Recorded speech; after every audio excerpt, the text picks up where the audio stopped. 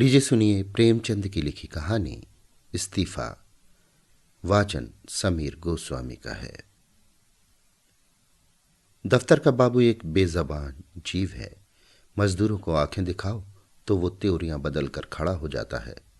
कुली को एक डांट बताओ तो सिर से बोझ फेंक कर अपनी राह लेगा। किसी भिखारी को दुत्कारो तो वो तुम्हारी ओर गुस्से की निगाह से देख कर चला जाएगा। यहां तक कि गधा भी कभी कभी तकलीफ पाकर दो लत्तियां झड़ने लगता है। मगर बेचारे दफ्तर के बाबू को आप चाहे आंख दिखाएं, डांट बताएं, दुत्कारें या ठोकरें मारें, उसके माथे पर बल न आएगा। उसे अपने विकारों पर जो अधिपत्य होता है वो शायद किसी संयमी साधु में भी ना हो। संतोष का पुतला, सब्र की मूर्ति, सच्चा आज्ञाकारी, गरज उसमें तमाम मानवीय अच्छाइयां मौजूद होती हैं। खंडहर के भी एक दिन भाग जाते हैं। दिवाली के दिन उस पर भी रोशनी होती है। बरसात में उस पर हरियाली छाती है। प्रकृति की दिलचस्पियों में भी उसका हिस्सा है। मगर इस गरीब बाबू के नसीब कभी नहीं जागते। इसकी अंधेरी तकदीर में रोशनी का जलवा कभी नहीं दिखाई देता। इसके पीले चेहरे पर कभी मुस्कुराहट की रोशनी नजर नहीं आती। इसके लिए सूखा सावन है, कभी हरा भादो नहीं। लाला फतेह चंद ऐसे ही एक बेजबान जीव थे। कहते हैं मनुष्य पर उसके नाम का भी असर पड़ता है। फतेह चंद की दशा में ये बात यथार्थ सिद्ध न हो सकी। यदि उन्हें हार चंद कहा जाए तो कदाचित ये अतियुक्ति न होगी। दफ्तर में हार, जिंदगी में हार, मित्रों में हार, जीतने में उनके लिए चारों ओर निराशाएं थी। लड़का एक भी नहीं, लड़कियां तीन, भाई एक भी नहीं, भौजाइयां दो, गांठ में कौड़ी नहीं मगर दिल में आया, और मुरव्वत सच्चा मित्र एक भी नहीं। जिससे मित्रता हुई उसने धोखा दिया। इस पर तंदुरुस्ती भी अच्छी नहीं। 32 साल की अवस्था में बाल खिचड़ी हो गए थे। आंखों में ज्योति नहीं, हाजमा चौपट, चेहरा पीला, गाल चिपके, कमर झुकी हुई, न दिल में हिम्मत न कलेजे में ताकत। 9 बजे दफ्तर जाते और 6 बजे शाम को लौटकर घर आते। फिर घर से बाहर निकलने की हिम्मत न पड़ती। दुनिया में क्या होता है इसकी उन्हें बिल्कुल खबर न थी। उनकी दुनिया लोक परलोक जो कुछ था दफ्तर था। नौकरी की खैर मनाते और जिंदगी के दिन पूरे करते थे। न धर्म से वास्ता था, न दीन से नाता, न कोई मनोरंजन था, न खेल। ताश खेले हुए भी शायद एक मुद्दत गुजर गई थी। जाड़ों के दिन थे। आकाश पर कुछ कुछ बादल थे। फतेह चंद 5:30 बजे दफ्तर से लौटे तो चिराग जल गए थे। दफ्तर से आकर वो किसी से कुछ न बोलते, चुपके से चारपाई पर लेट जाते और 15-20 मिनट तक बिना हिले डुले पड़े रहते।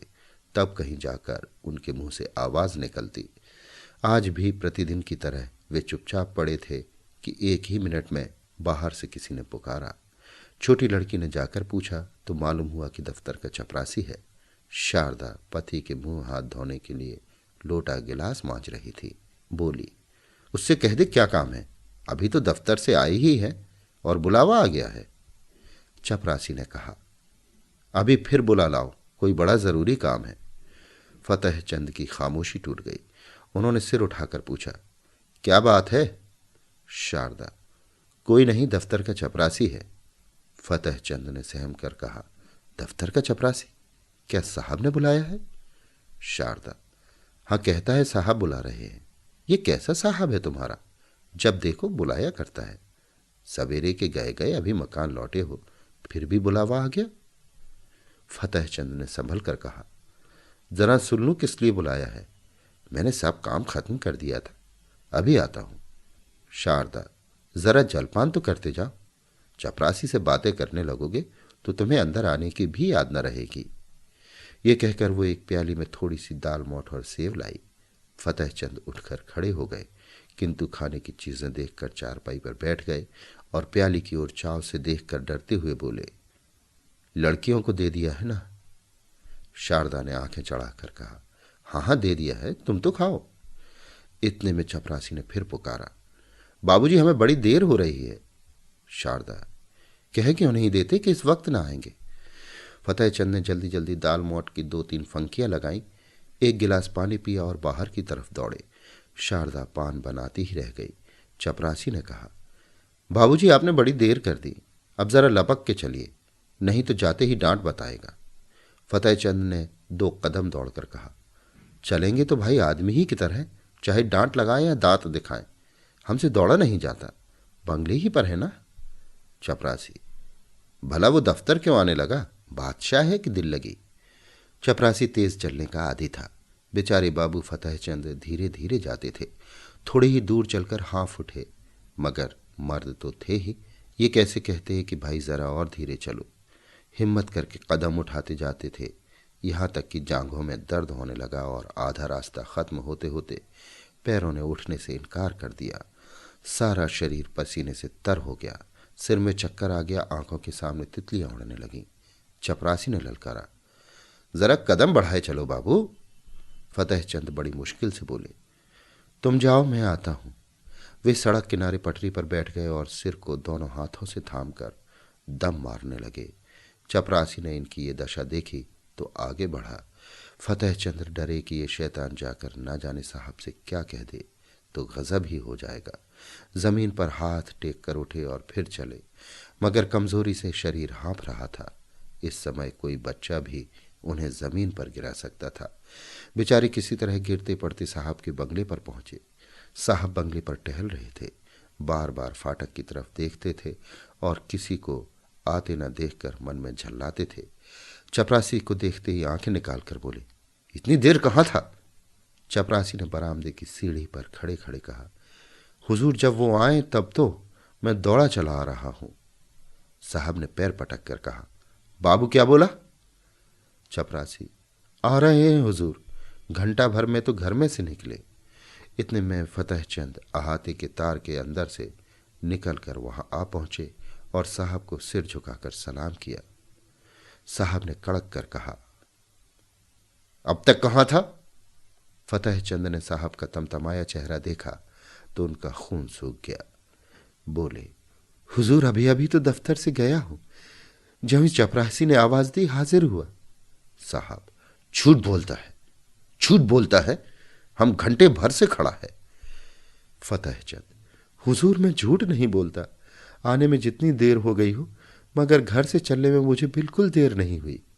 साहब ने हाथ की छड़ी घुमाकर कहा, चुप रह सुअर, हम घंटा भर से खड़ा है, अपना कान पकड़ो। फतेहचंद ने खून का घूंट पीकर कहा, हुजूर मुझे 10 साल काम करते हो गए, कभी। साहब, चुप रह सुअर, हम कहता है कि अपना कान पकड़ो। फतेहचंद, जब मैंने कोई कसूर किया हो। साहब, चपरासी इस सुअर का कान पकड़ो। चपरासी ने दबी जबान से कहा, हुजूर ये भी मेरे अफसर हैं, मैं इनका कान कैसे पकड़ूं। साहब, हम कहता है इनका कान पकड़ो, नहीं हम तुमको हंटरों से मारेगा। चपरासी, हुजूर मैं यहां नौकरी करने आया हूं, मार खाने नहीं, मैं भी इज्जतदार आदमी हूं। हुजूर अपनी नौकरी ले लें, आप जो हुक्म दें वो बचा लाने को हाजिर हूं, लेकिन किसी की इज्जत नहीं बिगाड़ सकता। नौकरी तो 4 दिन की है, 4 दिन के लिए क्यों जमाने भर से बिगाड़ करें। साहब अब क्रोध को न बर्दाश्त कर सके, हंटर लेकर दौड़े। चपरासी ने देखा यहां खड़े रहने में खैरियत नहीं है तो भाग खड़ा हुआ। फतेहचंद अभी तक चुपचाप खड़े थे। चपरासी को ना पाकर उनके पास आया और उनके दोनों कान पकड़कर हिला दिया। बोला, तुम सुअर गुस्ताखी करता है, जाकर ऑफिस से फाइल लाओ। फतेहचंद ने कान हिलाते हुए कहा, कौन सा फाइल। तुम बहरा है, सुनता नहीं, हम फाइल मांगता है। फतेहचंद ने किसी तरह दिलेर होकर कहा, आप कौन सा फाइल मांगते हैं। साहब, वही फाइल जो हम मांगता है, वही फाइल लाओ, अभी लाओ।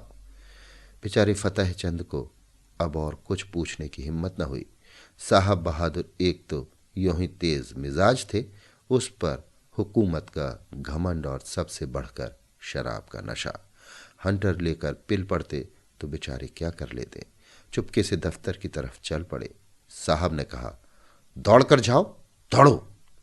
फतेहचंद ने कहा, हुजूर मुझसे दौड़ा नहीं जाता। साहब, वो तुम बहुत सुस्त हो गया है, हम तुमको दौड़ाना सिखाएगा, दौड़ो।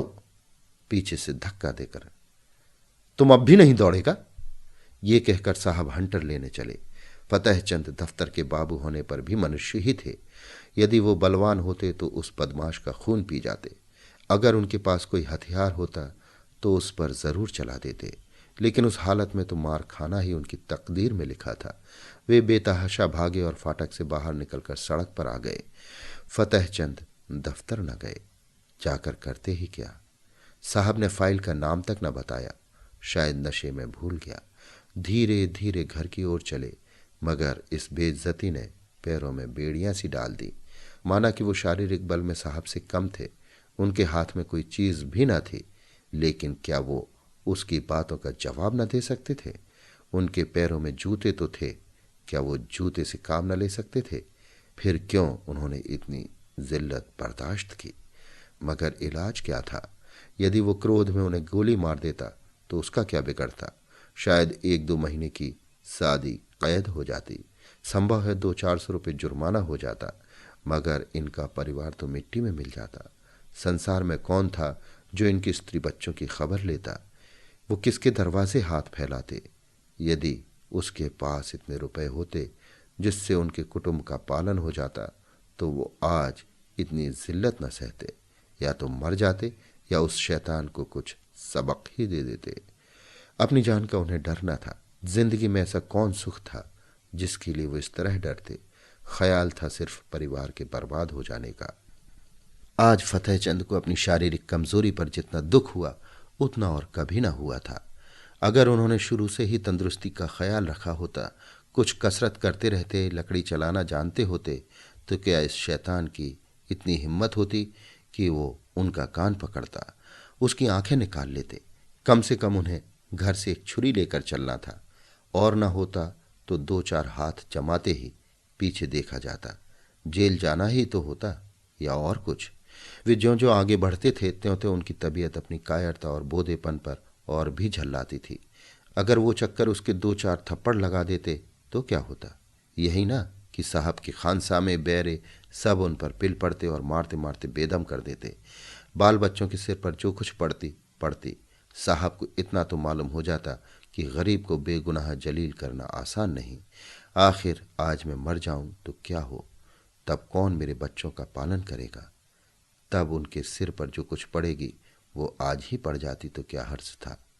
इस अंतिम विचार ने फतेहचंद के हृदय में इतना जोश भर दिया कि वो लौट पड़े और साहब से जिल्लत का बदला लेने के लिए 2-4 कदम चले। मगर फिर ख्याल आया, आखिर जो कुछ जिल्लत होनी थी वो तो हो ही ली, कौन जाने बंगले पर हो या क्लब गया हो। उसी समय उन्हें शारदा की बेकसी और बच्चों का बिना बाप के हो जाने का ख्याल भी आ गया। फिर लौटे और घर चले। घर में जाते ही शारदा ने पूछा, किस लिए बुलाया था, बड़ी देर हो गई। फतेहचंद ने चारपाई पर लेटते हुए कहा, नशे की सनक थी और क्या। शैतान ने मुझे गालियां दी, जलील किया, बस यही रट लगाए हुए था कि देर क्यों की।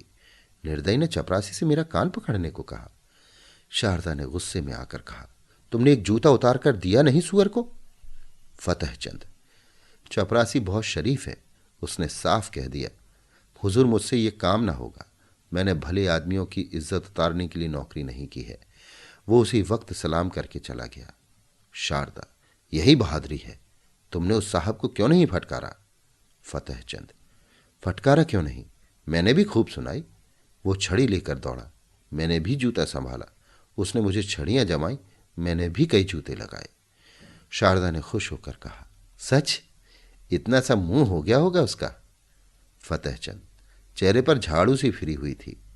शारदा, बड़ा अच्छा किया तुमने, और मारना चाहिए था। मैं होती तो बिना जान लिए न छोड़ती। फतेहचंद, मार तो आया हूं, लेकिन अब खैरियत नहीं है। देखो क्या नतीजा होता है। नौकरी तो जाएगी ही, शायद सजा भी काटनी पड़े। शारदा, सजा क्यों काटनी पड़ेगी, क्या कोई इंसाफ करने वाला नहीं है। उसने क्यों गालियां दी, क्यों छड़ी जमाई। फतेहचंद, उसके सामने मेरी कौन सुनेगा, अदालत भी उसी की तरफ हो जाएगी। शारदा, हो जाएगी हो जाए, मगर देख लेना अब किसी साहब की ये हिम्मत ना होगी कि किसी बाबू को गालियां दे बैठे। तुम्हें चाहिए था कि ज्यों ही उसके मुंह से गालियां निकली लपक कर एक जूता रसीद कर देते। फतेहचंद, तो इस वक्त जिंदा लौट भी ना सकता, जरूर मुझे गोली मार देता। शारदा, देखी जाती। फतेहचंद ने मुस्कुराकर कहा, फिर तुम लोग कहाँ जाती। शारदा, जहां ईश्वर की मर्जी होती। आदमी के लिए सबसे बड़ी इज्जत है इज्जत गंवाकर बाल बच्चों की परवरिश नहीं की जाती। तुम उस शैतान को मार कर आए होते तो मैं जरूर से फूली नहीं समाती। मार खाकर उठते तो शायद मैं तुम्हारी सूरत से भी घृणा करती। यह जबान से चाहे कुछ ना कहती, मगर दिल से तुम्हारी इज्जत चली जाती। अब जो कुछ सिर पर आएगी खुशी से झेल लूंगी। कहाँ जाते हो? सुनो सुनो, कहाँ जाते हो? फतेहचंद दीवाने होकर जोश में घर से निकल पड़े। शारदा पुकारती रह गई। वो फिर साहब के बंगले की तरफ जा रहे थे, डर से सहमे हुए नहीं, बल्कि गुरूर से गर्दन उठाए हुए। पक्का इरादा उनके चेहरे से झलक रहा था। उनके पैरों में वो कमजोरी, आंखों में वो बेकसी न थी। उनकी काया पलट सी हो गई थी। वो कमजोर बदन, पीला मुखड़ा, दुर्बल बदन वाला दफ्तर की बाबू की जगह अब मर्दाना चेहरा, हिम्मत भरा हुआ, मजबूत, गठा और जवान था। उन्होंने पहले एक दोस्त के घर जाकर उसका डंडा लिया और अकड़ते हुए साहब के बंगले पर जा पहुंचे। इस वक्त 9 बजे थे।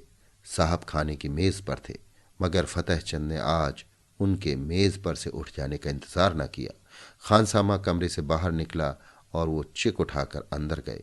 कमरा प्रकाश से जगमगा रहा था। जमीन पर ऐसी कालीन बिछी हुई थी जैसी फतेहचंद की शादी में भी नहीं बिछी होगी। साहब बहादुर ने उसकी तरफ क्रोधित दृष्टि से देखकर कहा, तुम क्यों आया? बाहर जाओ। क्यों अंदर चला आया? फतेहचंद ने खड़े खड़े डंडा संभाल कर कहा, तुमने मुझसे अभी फाइल मांगा था, वही फाइल लेकर आया हूं। खाना खा लो तो दिखाऊं। तब तक मैं बैठा हूं, इत्मीनान से खाओ। शायद वो तुम्हारा आखिरी खाना हो, इसी कारण खूब पेट भरकर खा लो। साहब सन्नाटे में आ गए। फतेहचंद की तरफ डर और क्रोध की दृष्टि से देखकर कांप उठे। फतेहचंद के चेहरे पर पक्का इरादा झलक रहा था। साहब समझ गए, ये मनुष्य इस समय मरने मारने के लिए तैयार होकर आया है। ताकत में फतेहचंद उनसे पासंग भी नहीं था, लेकिन ये निश्चय था कि वो ईंट का जवाब पत्थर से नहीं बल्कि लोहे से देने को तैयार है। यदि वो फतेहचंद को बुरा भला कहते हैं तो क्या आश्चर्य है कि वो डंडा लेकर पिल पड़े। हाथापाई करने में यद्यपि उन्हें जीतने में जरा भी संदेह नहीं था, लेकिन बैठे बिठाए डंडा खाना भी तो कोई बुद्धिमानी नहीं है। कुत्ते को आप डंडे से मारिए, ठुकराइए, जो चाहे कीजिए, मगर उसी समय तक जब तक वो गुर्राता नहीं। एक बार गुर्रा कर दौड़ पड़े तो फिर देखें आपकी हिम्मत कहाँ जाती है। यही हाल उस वक्त साहब बहादुर का था। जब तक यकीन था कि फतेहचंद घुड़की, गाली, हंटर, ठोकर सब कुछ खामोशी से सह लेगा, तब तक आप शेर थे। अब वो त्योरियां बदले, डंडा संभाले बिल्ली की तरह घात लगाए खड़ा है। जबान से कोई कड़ा शब्द निकला और उसने डंडा चलाया। वो अधिक से अधिक उसे बर्खास्त कर सकते हैं। अगर मारते हैं तो मार खाने का भी डर है। उस पर फौजदारी में मुकदमा दायर हो जाने का संदेशा, माना कि वो अपने प्रभाव और ताकत को जेल में डलवा देंगे, परंतु परेशानी और बदनामी से किसी तरह न बच सकते थे। एक बुद्धिमान और दूरंदेश आदमी की तरह उन्होंने कहा, ओहो, हम समझ गया, आप हमसे नाराज हैं। हमने क्या आपको कुछ कहा है? आप क्यों हमसे नाराज हैं? फतेहचंद ने तन कर कहा, तुमने अभी आधा घंटा पहले मेरे कान पकड़े थे और मुझसे सैकड़ों ऊल जुलूल बातें कही थी। क्या इतनी जल्दी भूल गए? साहब, मैंने आपका कान पकड़ा? क्या मजाक है? क्या मैं पागल हूं या दीवाना? फतेहचंद, तो क्या मैं झूठ बोल रहा हूं? चपरासी गवाह है, आपके नौकर चाकर भी देख रहे थे। साहब, कब की बात है? फतेहचंद, अभी अभी, कोई आधा घंटा हुआ। आपने मुझे बुलवाया था और बिना कारण मेरे कान पकड़े और धक्के दिए थे। साहब, ओ बाबूजी, उस वक्त हम नशा में था। बेहरा ने हमको बहुत दे दिया था, हमको कुछ खबर नहीं। क्या हुआ? माई गॉड, हमको कुछ खबर नहीं। फतेहचंद, नशा में अगर तुमने गोली मार दी होती तो क्या मैं मर न जाता? अगर तुम्हें नशा था और नशा में सब कुछ मुआफ है तो मैं भी नशे में हूं। सुनो मेरा फैसला, या तो अपने कान पकड़ो कि फिर कभी किसी भले आदमी के संग ऐसा बर्ताव न करोगे, या मैं आकर तुम्हारे कान पकड़ूंगा। समझ गए कि नहीं? इधर उधर हिलो नहीं। तुमने अपनी जगह छोड़ी और मैंने डंडा चलाया। फिर खोपड़ी टूट जाए तो मेरी खता नहीं। मैं जो कुछ कहता हूं वो करते चलो। पकड़ो कान। साहब ने बनावटी हंसी हंसकर कहा, वेल बाबूजी, आप बहुत दिल लगी करता है। अगर हम आपको बुरा बात कहता है तो हम आपसे माफी मांगता है। फतेहचंद डंडा तोलकर, नहीं, कान पकड़ो। साहब आसानी से इतनी जिल्लत न सह सके, लपक कर उठे और चाहा कि फतेहचंद के हाथ से लकड़ी छीन लें, लेकिन फतेहचंद गाफिल न थे। साहब मेज पर से उठने न पाए थे कि उन्होंने डंडे का भरपूर और तुला हुआ हाथ चलाया। साहब तो नंगे सिर थे, चोट सिर पर पड़ गई, खोपड़ी भन्ना गई। 1 मिनट तक सिर को पकड़े रहने के बाद बोले, हम तुमको बर्खास्त कर देगा। फतेहचंद, इसकी मुझे परवाह नहीं, मगर आज मैं तुमसे बिना कान पकड़ाए नहीं जाऊंगा। कान पकड़कर वादा करो कि फिर किसी भले आदमी के साथ ऐसी बेअदबी न करोगे, नहीं तो मेरा दूसरा हाथ पड़ना ही चाहता है। ये कहकर फतेहचंद ने फिर डंडा उठाया। साहब को अभी तक पहली चोट न भूली थी। अगर कहीं ये दूसरा हाथ पड़ गया तो शायद खोपड़ी खुल जाए। कान पर हाथ रखकर बोले, अब आप खुश हुआ? फिर तो कभी किसी को गाली ना दोगे? कभी नहीं।